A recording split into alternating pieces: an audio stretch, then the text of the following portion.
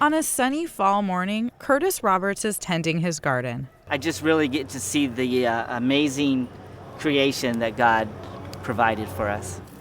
Roberts hopes this election season, California voters will provide him some relief. Roberts has been in prison for 22 years. The first time I'm eligible for parole is the year 2044. His crime? Robbing $40 from a liquor store and burglarizing his in-laws' vacation cabin. I did the crime that they accused me of. Roberts pleaded guilty just months after voters approved the 3 strikes law, which requires a 25-year to life sentence for anyone convicted of a third felony. Mr. Davis, you for me, Polly? 3 strikes was enacted after Richard Allen Davis, a man who bounced in and out of prison for years, kidnapped and killed 12-year-old Polly Klaas. It was aimed at locking up dangerous, violent felons for good.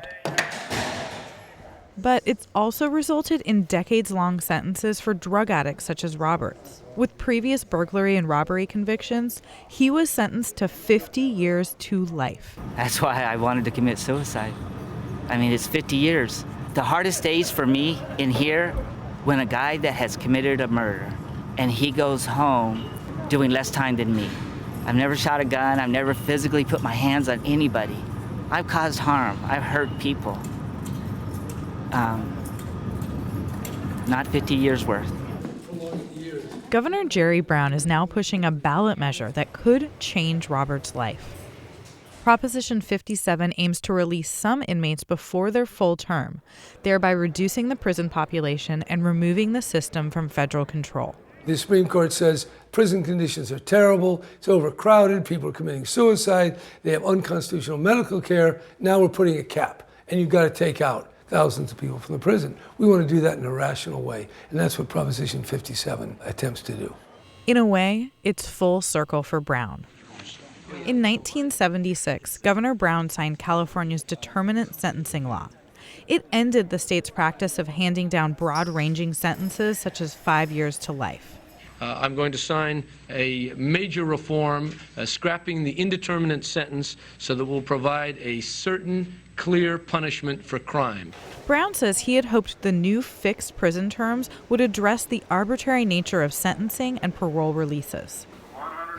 But instead, Brown says, fixed terms gave inmates little incentive to change, and sentences got longer and longer as lawmakers and voters passed a slew of tough-on-crime laws. The legislature goes hog wild. I'd say criminal legislation on steroids for 30 years. Many of those laws are what's called enhancements, allowing prosecutors to add time to base sentences for such things as repeat offending or gang involvement. Proposition 57 would let certain nonviolent offenders be considered for parole before serving the time tacked on by enhancements. But Sacramento District Attorney Anne-Marie Schubert says DAs rely on enhancements to help keep dangerous career criminals behind bars. She says voters may be surprised to learn what the legal system deems violent or not. When I go out to the community and I say, how many people in this room think domestic violence is a violent crime? They all raise their hand. How many people think assault with a deadly weapon is a violent crime? They all raise their hand. But those are all non-violent under the penal code. This is my face split open from the pistol. Crystal has come a long way in the last several years. She's a mother of a 1-year-old, sober, and hopes to become a sonogram technician.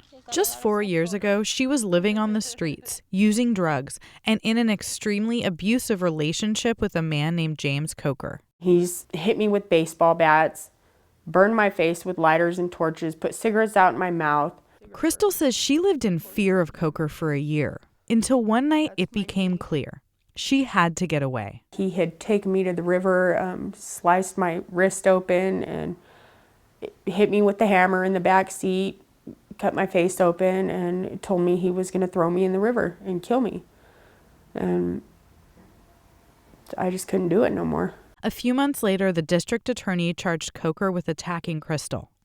Crystal says testifying against him was the hardest thing she'd ever done.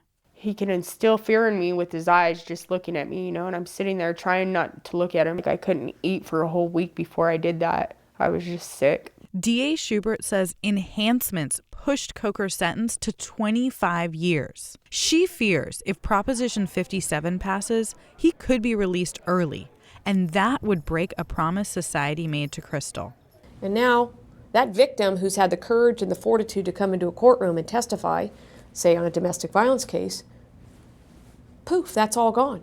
That's a complete red herring, and it's very disingenuous of these highly politicized prosecutors to make that claim. The governor says even with Proposition 57, a prisoner's crime and behavior will be considered before release is granted. In San Quentin's newsroom, inmates say another key part of Proposition 57 is the talk of the prison. It would allow them to knock time off their sentence if they participate in prison programs. People have hope. People knowing that it's possibly that they could receive credits. You're starting to see more people enroll in programs. That hope is what the governor is banking on. When parole is a viable possibility, the behavior of inmates change. The violence in the prison goes down, and inmates really shape up because they would like to return to freedom. But Schubert says she fears good time credits will end up going to violent criminals who haven't really been rehabilitated. She says already dangerous people are getting out of prison. And some of them, it's like jaw-dropping. Are you kidding me?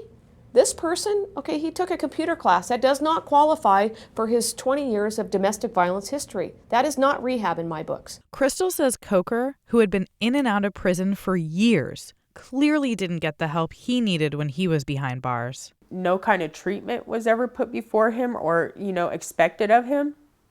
How did it just keep happening until it came to me? Governor Brown agrees the state needs to keep improving its rehabilitation programs and says lowering the prison population will free up money for those programs. Education, junior college programs, drug treatment. Brown says Proposition 57 takes into account the capacity of people to change over the course of years or decades. On the day of sentencing, that is not all perfect. It's not omniscient.